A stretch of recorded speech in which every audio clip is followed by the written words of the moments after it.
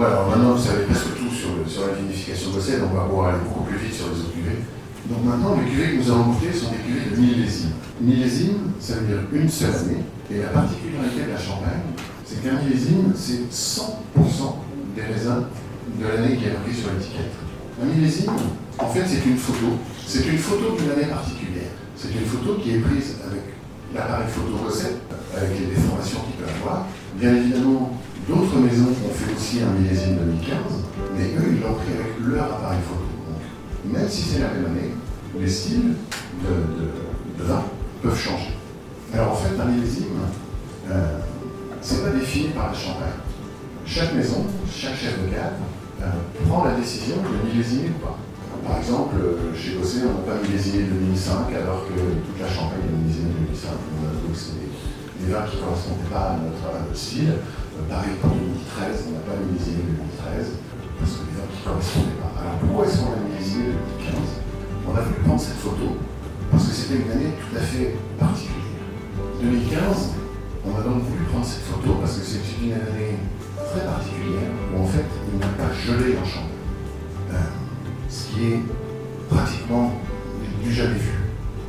Donc on a voulu prendre cette photo, du fait du pas de gel, du fait qu'on a eu une année très particulière, parce qu'une grande sécheresse du mois de mai, pratiquement jusqu'au milieu du mois d'août. Donc la vigne avait plus de difficultés, elle était obligée d'aller chercher encore plus dans les racines, plus de minéralité, plus de salinité. Et c'est ça qu'on a voulu montrer avec ce 2015. Alors vous en avez peut-être goûté d'autres maisons. Vous avez certainement vu que les 2015 avaient un profil plutôt riche, le nôtre, du fait de la préservation macimalique, un profil plutôt frais, plutôt élégant, voire même encore très jeune. Mais c'est ce que l'on voulait montrer. 2015, donc je vous ai parlé de la sécheresse, je vous ai parlé des vignes qui étaient allées chercher vraiment l'eau au plus profond, donc avec beaucoup de minéralité, beaucoup de salinité.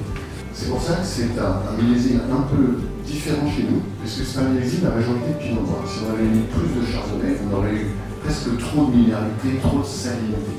Donc pour l'équilibre, on a mis une majorité de pinot noir, ce qui est vraiment pas courant dans la maison, parce que ce n'est que le troisième millésime qui est la majorité de pinot noir dans l'histoire de la maison. Donc un millésime pour nous particulier. Voilà, alors là, maintenant, ce que nous allons goûter, ce sont bien évidemment des vins millésimés, mais des vins tout à fait particuliers. C'est-à-dire que là, c'est une sélection, la sélection de la sélection. Les cuvées Célébris. Les cuvées Célébris, maintenant, nous en avons 3, une vraie gamme. Et pour moi, ce sont des cuvées d'exception. Dans beaucoup de maisons, on vous le présenterait comme une cuvée de prestige. Je n'aime pas l'idée de la cuvée de prestige, parce que tous les champagnes doivent être des vins prestigieux. Pour moi, ce sont des cuvées d'exception, faites à très peu d'exemplaires, avec très peu d'années qui ont été des années de Célébris. C'est presque en fait des vins de collection. C'est des vins vraiment tout à fait particuliers. Alors le premier Célébris que nous goûtons, c'est un tout nouveau produit, puisque c'est le premier millésime de Célébris blanc de blanc. On n'en avait jamais fait avant. Blanc de blanc, on l'a lancé il y a une petite année, un an. Et je vous ai dit, c'est le tout premier. Et l'idée de ce blanc de blanc, contrairement à celui qu'on a goûté avant, c'était d'avoir des chardonnays qui expriment un petit peu plus la richesse, un petit peu plus la douceur, la rondeur, sans aller non plus dans quelque chose de lourd, où il fallait garder cette minéralité, cette fraîcheur, encore une fois, qui est la signature de la maison. Mais ce qu'on a voulu, c'est que dans cette cuvée, on sente un petit peu plus la craie. Et vous savez, la douceur de la craie. La douceur de la craie, si vous avez déjà touché un petit peu de la craie, vous voyez que quand on la touche, il y a un côté un peu soyeux. Et c'est ça qu'on a voulu exprimer avec cette cuvée. Alors je vous ai dit cuvée d'exception. Cette cuvée, on en a fait 15 minutes. En 2012, on va revenir un petit peu sur cette année particulière. En 2012, je vous ai parlé de 2015 quand on avait millésimé parce qu'il n'y avait pas eu de gelée en hiver. 2012, c'est tout l'inverse. Déjà, au mois de février, on a eu quelques jours, voire quelques semaines même, avec moins 21 de température. Alors moins 21, ça a permis de nettoyer tous les champignons, les autres insectes qui peuvent nous embêter tout au long de l'année. Donc c'était une année tout à fait particulière parce qu'il y avait très peu d'interventions du coup pour soigner les vignes. Alors après cette période du projet, on a eu un printemps avec beaucoup de pluie, ce qui a permis de faire des réserves en eau pour la vigne. Ensuite, après cette pluie, on a eu un gros souci en 2012 avec une gelée au mois de mai qui a abîmé pratiquement 10% du volume champenois. Et puis en juin, on a eu une grêle qui, elle, a retiré encore 5%. Donc c'était une année de climatologie compliquée, mais on a eu la chance d'avoir ces réserves d'eau grâce à la pluie du printemps. Un mois de juillet frais, pas trop chaud, et un mois d'août où au contraire on a eu de bonnes chaleurs qui ont permis le raisin de mûrir. Voilà, donc le vin qu'on vient de vous servir, c'est le Célébris Vintage 2008. Alors là, ça va être beaucoup plus facile parce que je pense qu'on est les dernières maisons à avoir encore du 2008. Le 2008, tous les autres en ont parlé, vous vous souvenez certainement de tout ce qu'ils ont dit. Une année exceptionnelle, avec tous les jolis adjectifs et qualificatifs qu'on a pu trouver. Alors ce 2008, nous on en a fait 20 000 bouteilles. Et en même temps, ce n'est que la huitième cuvée Célébris dans l'histoire de l'Océan. En blanc. Donc je vous disais, c'est des cuvées d'exception, des cuvées rares. Huitième cuvée, uniquement 20 000 bouteilles. Alors pourquoi est-ce que 2008 est resté comme une année fantastique? Un petit peu aussi, on va revenir toujours à la même chose, toujours au climat. On avait eu cette année-là, comme dans beaucoup d'années millésime, mais particulièrement en 2008, une météo d'été qui est idéale pour la Champagne, idéale pour la maturation des raisins de Champagne, c'est-à-dire frais au mois de juillet et chaud au mois d'août. Il y a un dicton en Champagne qui dit « Juillet fait le bouquet, août fait le mou ». Ça veut dire qu'un mois de juillet frais, ça nous assure d'avoir des raisins qui vont avoir de la finesse, de l'élégance, qui vont garder de l'acidité, qui vont avoir des jolis arômes, le bouquet. Et en revanche, le mois d'août, un peu de chaleur, va faire le jus, le mou, donc va apporter la structure, la richesse. Donc quand on a ce genre de climat, on sait que déjà à la base, on va avoir un vin qui va être très équilibré. Alors 2008, si on l'a en vente seulement maintenant, c'est parce qu'en fait on a pensé qu'on a estimé pour son équilibre qu'il avait besoin de temps pour se fondre, pour s'équilibrer. Et ce vin, c'est pas un vin qui a été dégorgé il y a je sais pas combien d'années, il a resté 12 ans, entre 12 et 13 ans, sur lui, dans la cave. 12 ans de maturation en bouteille, pour justement que toutes ces choses s'équilibrent entre l'acidité, la richesse. L'année particulière, c'est une année particulière parce qu'avec un potentiel de garde exceptionnel. Donc, vraiment, 12 ans, je vous rappelle que théoriquement, un millésime, par la loi, c'est 3 ans. Voilà, donc le dernier vin qu'on vous sert, c'est aussi un millésime 2008, c'est aussi une cuvée Célébris. Donc Célébris rosé 2008. Je vais vous reparler de cuvée d'exception, puisque celle-là, on en a produit 12 000 bouteilles, et c'est seulement le quatrième Célébris rosé dans toute l'histoire de la maison. Alors, juste un petit peu sur l'architecture de ce vin. Ce qu'on a voulu, c'est d'avoir un vin avec une richesse, une profondeur au milieu de bouche différente de celui qu'on était avant. Et pour ça, on a ajouté du vin rouge. Le vin rouge, il n'est pas là pour apporter des arômes de fruits rouges, si on a produit, mais il est là en fait pour apporter une structure différente, un moment de dégustation différente à ce vin. Mais en même temps, il fallait toujours dans l'idée de garder cette fraîcheur, cette minéralité, l'équilibrer avec quelque chose qui nous apporte justement cette fraîcheur et cette minéralité. C'est pour ça que vous pouvez voir, c'est plus de 70% de chardonnay, ce qui est quand même énorme dans un rosé. Après, oui, pardon. Oui, non, finalement, je n'ai pas terminé. Ça Oui. Oui. Voilà, je sais pas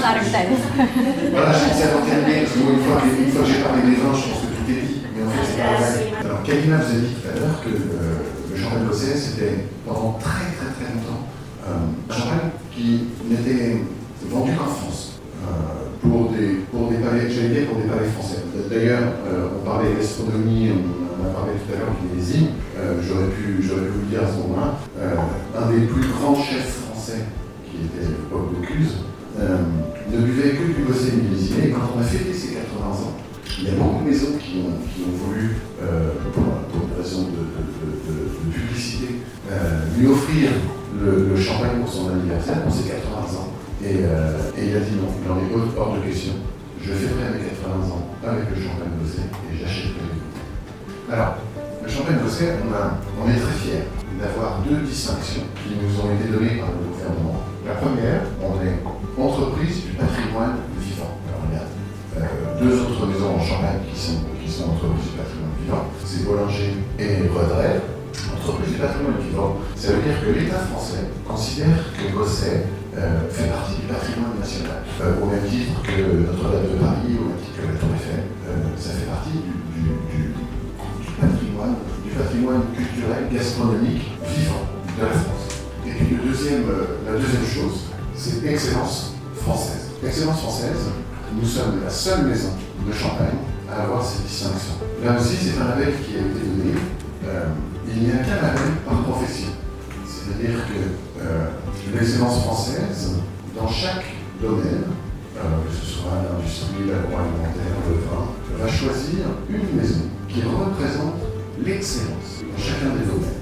Et donc qui est capable de représenter la France par son excellence. C'est la maison de Gosset qui a été choisie donc, pour avoir ce label pour la Champagne. Et on en est très fiers. Voilà, donc je termine avec quelques notes que nous avons lues. Alors on n'a pas été trop loin, parce que sinon il y en avait beaucoup, mais les notes qu'on a eues depuis 2021, vous voyez qu'il y a beaucoup de revues françaises, parce que encore une fois, comme vous le disiez, Kalina, on est surtout distribué en France. Donc voilà, c'est des petites choses sur les célébrités. Voilà, je vous remercie beaucoup pour votre attention. Et puis du coup, il nous reste un petit peu de temps pour répondre à vos questions. N'hésitez pas, si je n'ai pas été clair sur quelque chose, si vous voulez plus de précision sur autre chose, je suis à votre disposition. オリンピック発行しないっていうことと、ドサージュの量っていうのは関連性があるんです。あともう一つ、ドサージュに使う酵母といったものを使っている。Bien sûr, quand on ne fait pas la fermentation de la lactique et qu'on vend des vins très jeunes, ça a une influence sur le dosage. C'est pour ça que chez nous, comme garde acémanique, on attend que le vin soit équilibré avant de le dégorger. Donc c'est pour ça qu'on le garde très longtemps sur lui, de manière à ce qu'il s'équilibre avec l'acémanique. Donc en fait, ça ne change pas. On a même, pour des vins qui sont sans malo, des dosages très faibles. En fait, on parle égal à nos confrères. Et puis pour répondre à ce que non, mais et puis, alors, pour le sucre, alors déjà vous avez pu voir, on n'utilise pas beaucoup, mais ce qu'on utilise prioritairement c'est du sucre de canne, parce qu'il est beaucoup plus raffiné que le sucre de betterave. 入れ汁を作る人が大好きで選択をするときにどうしてもスタイル使うか合わないかということをおっしゃられると思うんですけれども、その部分を少し詳しく聞きたいなと思います。 La décision d'un millésime, c'est quand on pense que l'année a un intérêt à l'utilisation de ça. Quand on a une année qui correspond exactement au style que l'on cherche, dans ces cas-là, on se pose la question pour faire un célébris. セレブリスの、ロゼの添加する赤ワインの量、こちらに記入がございませんでしたのでお聞かせください。Le pourcentage de vin rouge, il est très variable en fonction de l'année et en fonction de ce qu'on veut faire. Là aussi, je vais vous répondre par recette. Et c'est différent d'année en année. Dans le célébris 2008, il y a 8% de vin rouge. Mais dans le 2003, c'était beaucoup moins. De mémoire, ça devait être 6 ou quelque chose comme ça. Donc en fait, ça dépend de l'année et de l'équilibre. Encore une fois, toujours la notion d'équilibre. L'équilibre que va apporter le vin rouge dans l'assemblage. ベースとなるワインが素晴らしいと感じたのですが、こちらのゴッセではご当地ランプノワが作る予定ですとか、現在作っているというのはないでしょうか。 Alors, les boîtes champenois, c'est une idée qui revient assez régulièrement. Mais alors, on en faisait, comme Kalina l'a dit, nous aussi on en a fait pendant très longtemps avant de faire de champagne. Je trouve qu'aujourd'hui, l'équilibre qui est apporté par le vieillissement sur le lit, par la bulle, le vieillissement sur le lit et la fraîcheur des dents, donne quelque chose d'exceptionnel dans cette appellation champagne. Faire des coteaux, je trouverais ça dommage parce que ça nous obligerait à faire moins de champagne. Alors, bien évidemment, on pourrait en faire avec les rouges, mais les rouges de champagne sont des rouges qui sont très frais, très acides. Je ne sais pas s'il y a vraiment une clientèle pour ça, à part vraiment une toute petite frange de